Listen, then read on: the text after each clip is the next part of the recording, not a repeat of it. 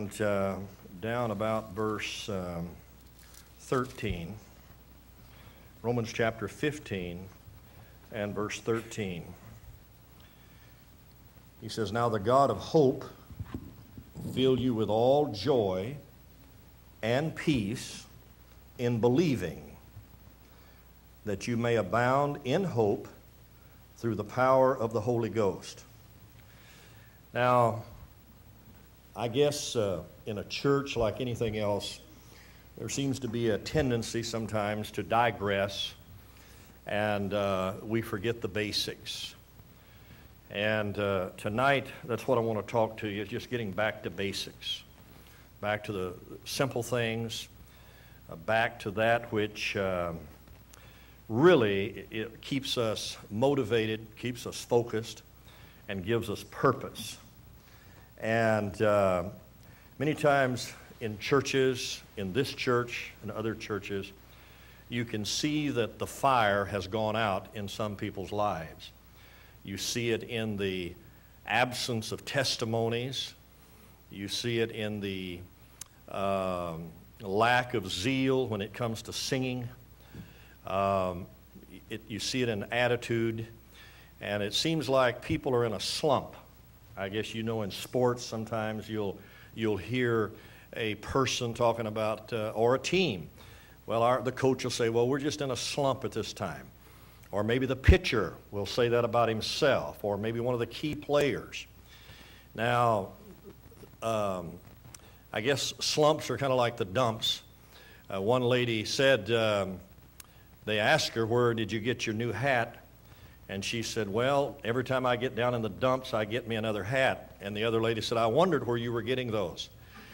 And so you want to stay out of both. That's not a good place to stay. Now, certainly we all take a trip to the garbage dump or something, and but you don't want to live there. And there are times in lives when we do have slumps. We have down times. They may be physical, it may be chemical, it may be, I felt that way when Brother Newell got on the plane and left. I missed him before he got out of the airport, and I miss him tonight. And so we miss people when they're absent from our life, and we feel that for a while. But we don't want to stay there. We can't afford to stay there.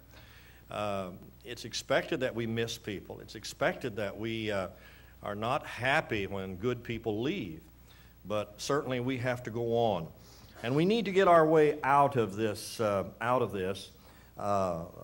slump, as we would talk about it, and we need to get back to the fundamentals, back to basics.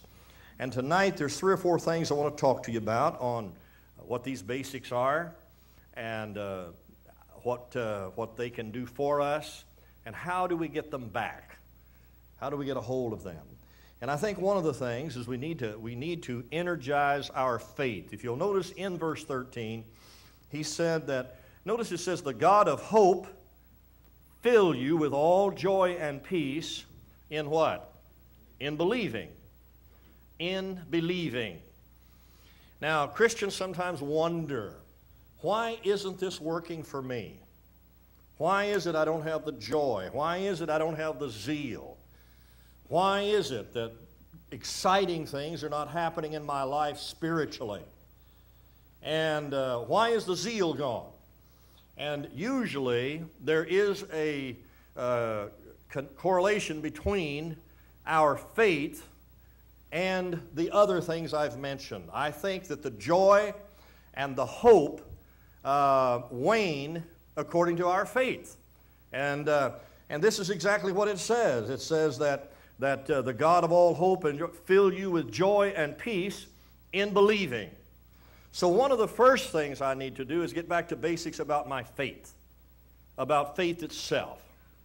And according to Hebrews, go to Hebrews chapter 11 with me, and you'll notice in Hebrews chapter 11 what faith is and what it is not.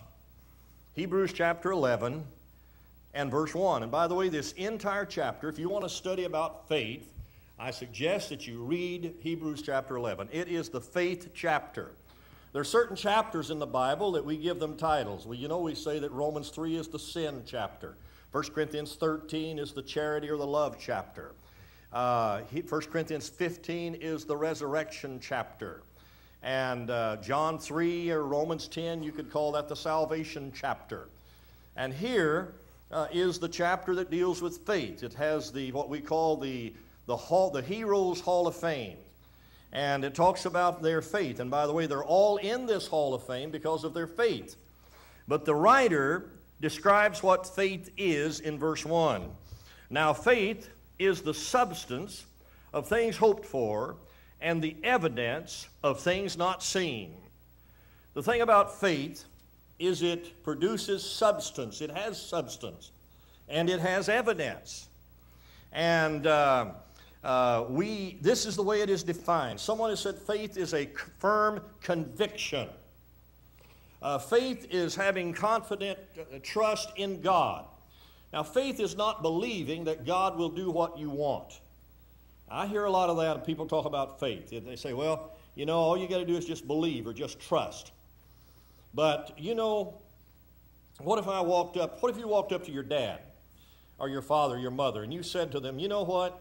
I know you're going to give me $25 because I believe you're going to do it. That won't work. Usually girls will say, Daddy, have you been losing weight? What are you doing to your hair? It looks like it's getting thicker. I mean, these little girls, they know how to manipulate their dad. And when they grow up, they're experts at it. And we like it. We like it. I mean, I knew my daughter was conning me, and I liked it, And, I'd use reverse psychology on her and on the grandkids, and I'd just say, you are not going to kiss me today. It ain't going to happen. And they just chase me all over the house, you see. You're not going to do it. But I'd give in just a little bit at a time, until finally they would win, just like I wanted them to. But faith is not believing that God is going to do what you want him to do. Faith is believing that God will do what he said he would do. And the key is, what did he say he was going to do? A fellow said to Charles Spurgeon one time, Spurgeon had the great Baptist tabernacle there in London, England. It was called the Soul Trap. So many people got saved there. In fact, they used to say to people, you don't want to go in there, you'll get religion, you see. And he was Spurgeon. If you like to read, you ought to read Charles Spurgeon's writings. I mean, if you really want classical stuff. He's a master. He's a genius. The only person in America that ever came close to him was DeWitt Talmage. But these are men who are absolutely brilliant, and they were geniuses and masters in the pulpit and could handle the English language like an artist could handle the brush and the colors, and just paint pictures to where they were living. A young man came to Spurgeon one time, and he said, Mr. Spurgeon, God has told me that I'm to preach in your church. And Spurgeon said, well, when God tells me, I'll let you. You see, it's amazing how many times we manipulate and we control people by saying, God told me. See? And sometimes that's a power thing we use with people, or you shouldn't use it with anybody. Now, I believe God does impress us on things that we ought to do, but he does it through circumstances. Nobody here that I know of has heard an audible voice where God says, you go do this. But the conviction many times is so strong, it may be stronger than had you have heard a voice, you see. And faith then is believing that God will do what he has said he will do. And what he said he would do is in the Bible. See. Now, a lot of folks, that's where people get in trouble. They say, I believe God's going to do it because I trust him. Well, that would be like me saying, Daddy, I believe you're going to give me $100 because I trust you. You understand? There's really no difference. There's no difference. And many Christians mean well, but they don't understand what faith is all about. Faith is not a tool that we use to manipulate God. That's not what it is. Faith is believing what God said. And by the way, because God has been faithful to what he has said in the past, you can be confident that he will do what he said he will do in the future, or what he has said he will do in the present. For instance, how do we know we're saved? Well, God said, whosoever will call upon the name of the Lord shall be saved, right? So if I believe in my heart, as he tells me to, and I call with my mouth, which I did, I have a responsibility to now believe that he did what he said he would do. He said he would save me, right? And he did, because he can't lie.